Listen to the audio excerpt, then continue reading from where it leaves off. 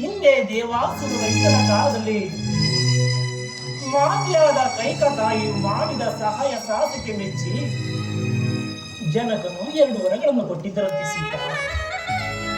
ಆ ವರಗಳನ್ನು ಈಗ ನಡೆಸಿಕೊಡುವುದು ನಾವು ಕೇಳಿಕೊಂಡಿರುವಂತೆ.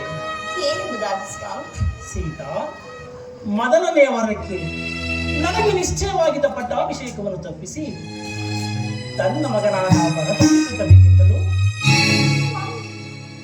ಸೀತಾ, ಇನ್ನು 2ನೇ ವರಕ್ಕೆ ನಾನು ನಾಲ್ವರಿಯನ್ನುಟ್ಟು ಜಟಾವಲುಕಲಧಾರಿಯಾಗಿ ಪುರ ಪ್ರವೇಶವಿಲ್ಲದೆ ಮುಂದಿರುತ್ತಿಯಿಂದ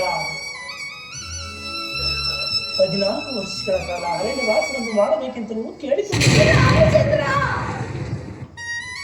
ಆದ್ದರಿಂದ ಪಿತೃವಾಕ್ಯ ಪರಿಪಾಲನೆ ಮಾಡುವ ವನವಾಸಕ್ಕೆ ಹೋಗುವೇನಾದ್ದರಿಂದ ನೀನು ಇಲ್ಲಿಯೇ ಇದ್ದು ಮಾತಾ ಪಿತೃಗಳ ಸೇವೆಯನ್ನು ಮಾಡಿಕೊಂಡು ಸೀತಾ.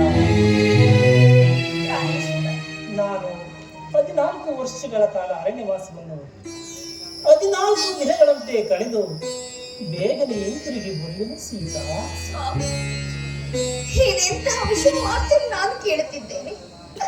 ಅಲ್ಲದೆ ನಾವು ಮಾಡಿದ ಅಪರಾಧವಾದರೆ ಏನಾದರೂ ಆಗಲಿ ಸ್ವಾಮಿ. ವನವಾಸಕ್ಕೆ ಹೊರಟಿರೋ ನಿಮ್ಮ ಸಂಗಡ ನಾನು ಬರುವೆನು. ನನ್ನನ್ನು ಕರೆದುಕೊಂಡು ಹೋಗಿ ಪ್ರಾಣೇಶ್ವರ, ನನ್ನನ್ನು ಕರೆದುಕೊಂಡು ಹೋಗಿ. ನೀನು ಸುಮಕೋಮಲ ಅರಮನೆಯಲ್ಲಿ ಸುಖವಾಗಿ ಬೆಳೆದವಳು. ಘೋರವಾದ ರಾಕ್ಷಸರಿಂದಲೂ ಕಾಡು ಮೃಗಗಳಿಂದಲೂ ಕಲ್ಲು ಮುಳ್ಳುಗಳಿಂದಲೂ ಪರಿಣಿತವಾದ ಆ ಘೋರ ಅರಣ್ಯದಲ್ಲಿ ಸುಮಕೋಮಲಿಯಾದ ನೀನು ಹೇಗೆ ಸಂಚರಿಸುವೆ ಸೀತಾ? ಅದು ಅಲ್ಲದೆ ನಿನ್ನನ್ನು ಕಾಪಾಡುವ ಬಗೆಯಾದರೂ ಹೇಗೆ ತಾಯಿ ಸಾಧ್ಯ? ಸಾಧ್ಯವಿಲ್ಲ ಸ್ವಾಮಿ, ಸಾಧ್ಯವಿಲ್ಲ. ಚಂದ್ರನಿಲ್ಲದ ಗಗನದಂತೆ, ದೇವರಿಲ್ಲದ ಗುಡಿಯಂತೆ, ನೀವಿಲ್ಲದೆ ಈ ಅಯೋಧ್ಯೆಯಲ್ಲಿ ನಾಂಶದ ಕಾಲು ಜೀವಿಸಲಾರ. ಅಲ್ಲದೆ ಸ್ವಾಮಿ, ಮರದ ನೆರಳು ಮರವನ್ನು ಆಶ್ರಯಿಸಿದಂತೆ ನಾನು ನಿಮ್ಮನ್ನು ಆಶ್ರಯಿಸಿರುವೆ.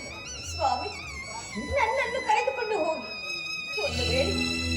ಒಂದು ವೇಳೆ ನೀವು ನನ್ನನ್ನು ಕರೆದುಕೊಂಡು ಹೋಗದಿದ್ದ ಪಕ್ಷದಲ್ಲಿ ಖಂಡಿತವಾಗಿ ನಾನು ಪ್ರಾಣ ತ್ಯಾಗ ಮಾಡುವೆ ಸ್ವಾಮಿ. ಸೀತಾ, ನನ್ನನ್ನು ಹಗಲಿರಲಾರದ ಉಭಯ ಸಂಕಟದಲ್ಲಿ ಈ ರೀತಿ ಮಾತನಾಡುತ್ತಿದೆಯಾ? ನಾನು ನಿನ್ನನ್ನು ಪರಿಚಯಿಸಲಾಗಿ ಹೇಳಿದಷ್ಟೇ. ನಡೆ, ಮಾತಾ ಪಿತೃಗಳಿಂದ ದರ್ಶನ ಆಶೀರ್ವಾದವನ್ನು ಪಡೆದು ಮುಂದಿನ ಕಾರ್ಯವನ್ನು ಆಲೋಚಿಸೋಣ.